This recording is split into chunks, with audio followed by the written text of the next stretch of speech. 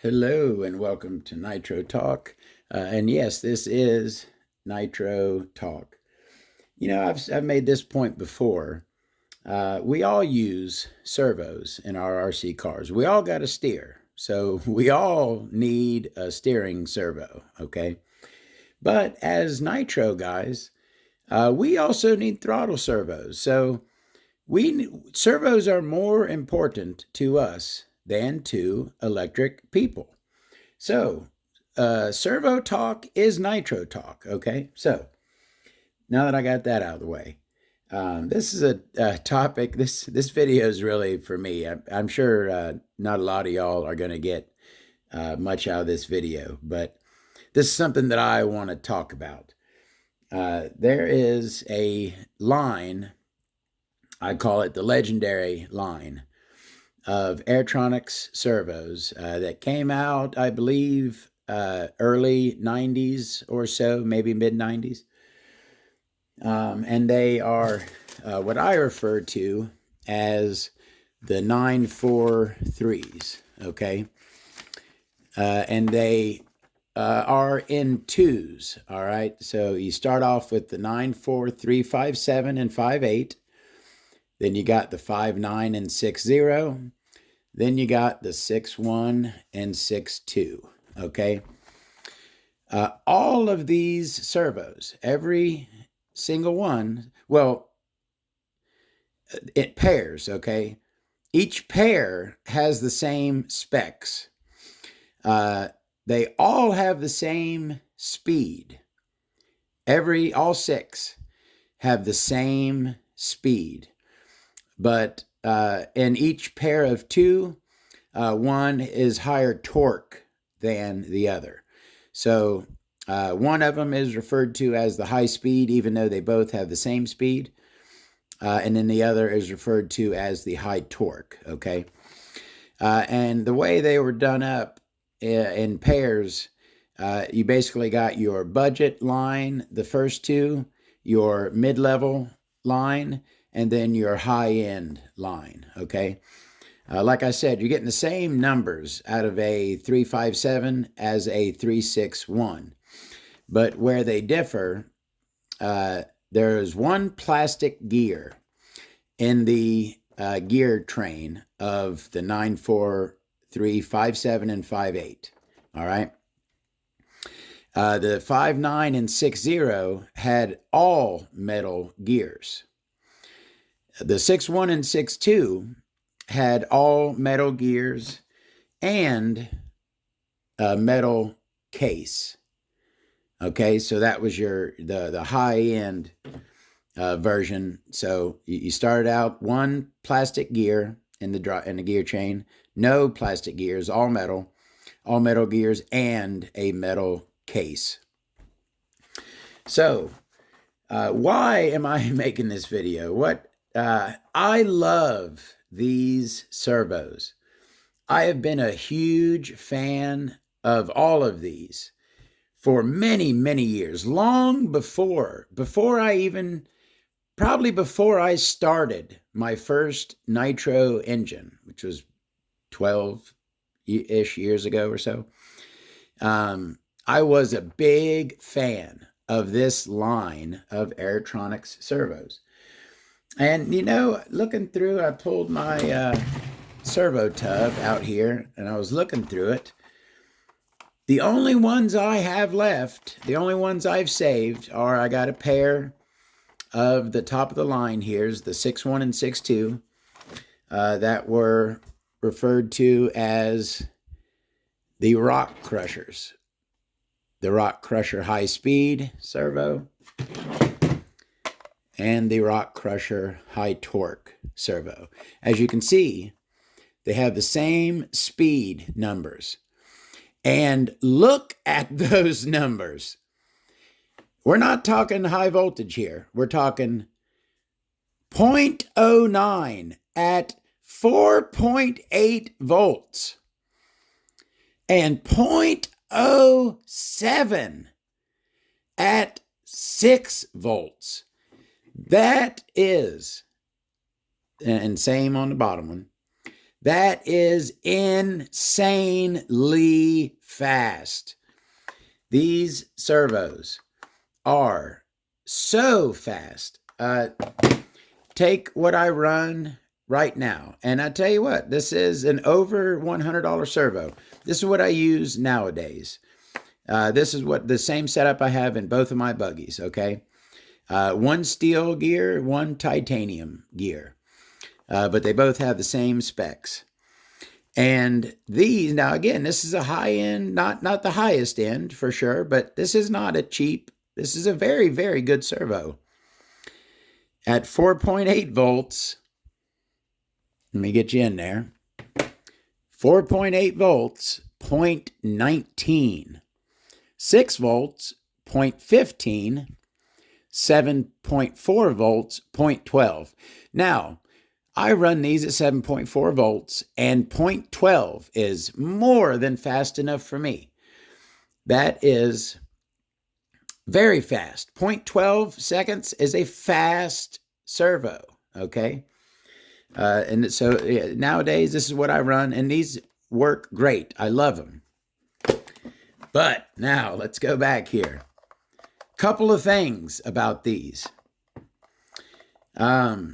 First of all, let me get into this. It's weird that I guarantee I've had 10 94358s. There is a gear set, an Airtronics gear set with a replacement metal gear for the one plastic gear that is on these two servos. I have replaced at least 2 times. The 958 was always my favorite. And that's all right, for some reason, no, not for some reason, a price probably. The most popular servo on this entire list is the 358. I think that's the one that sold the best. Most people who bought one of these bought the 358, okay? And that was, I feel, the most legendary, even though it was one of the lower end of the line. I have some old RC magazines that not only it would show race results, okay? And not only the person, who ran the race, but also what chassis they ran, what engine they ran, what radio they ran, and what servo they ran on some lists. And I tell you what, on those lists that list the servo, it is a sea of 94358s. Maybe a KO Propo stuck in there somewhere, maybe a JR stuck in there somewhere. But if it's a list of 10, 7 of them are 94358s. It was one of the most popular servos to professionally race with back in the day. I guarantee if you go to Adam Drake and say, "Hey, Adam, what do you know about the Airtronics 94358?" He's going to have something to say about it. I guarantee he's ran it before. Okay. In the 90s. All right. Where was I want to now go with this? Oh, okay. The other thing about these servos. Again, these are old. I would say these come out in mid late 90s. I don't know if they all came out together or if they came out some later than others. These came out before high voltage. 6 volt was what you ran. You either ran 4.8 or you ran 6 volts back in these days. But I ran these. These are so well made. They all have the same electronics in them. All of the lines. It's only the gears and the case. All of these servos have the same motor, same board, I guess, in them. They all have the same electronics, and the electronics are amazing. Not only are these insanely fast, right? 0.07. Let me stop myself. I almost said you can. No, I would not recommend, even though I have done it. And I am not scared at all of putting 7.4 volts to these servos. I have done it for long periods. They can handle it. And at 7.4 volts, what does this come down to? 0.05 or something? These are so fast. You can't move your hand as fast on the steering wheel as these servos will move. They are just so insanely fast. And now don't get me wrong, look at those torque numbers. 200, yeah. Nowadays, your modern servos at 7.4 volt, I'm getting 400, right? I'm getting double that, 29 kilograms, 404 ounce inches, okay? But hold on, what's this thing do? It even does a little better than that, 18 kilogram. So that's about 200 there. That's about 16 kilograms, which is still good. Don't get me wrong. Yes, I love the 29 kilograms. That's really nice. But you don't really need that. These two servos will run in a modern buggy, throttle and steering. They will run at 7.4 volts. Don't do it. None of y'all have these. I don't know who I think I'm talking to. I just love these. I fell in love with these Airtronics servos, which, by the way, are also Sanwa servos. The Airtronics servos and the Sanwa servos are sisters. That's same. I believe that Airtronics were sold in America. Sanwa were sold overseas. Same company, same electronics, same gear trains, same stuff. Just some are labeled Airtronics, some are labeled Sanwa. What more to say about these amazing, just absolutely brilliant servos here? Come on, zoom. 94361. You can always tell your Airtronics servos with the black, red, and blue wires that they come with. These come with a nice servo horn that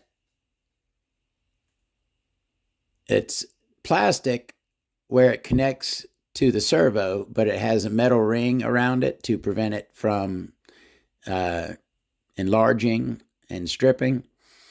It even has a nice gold washer in the top there.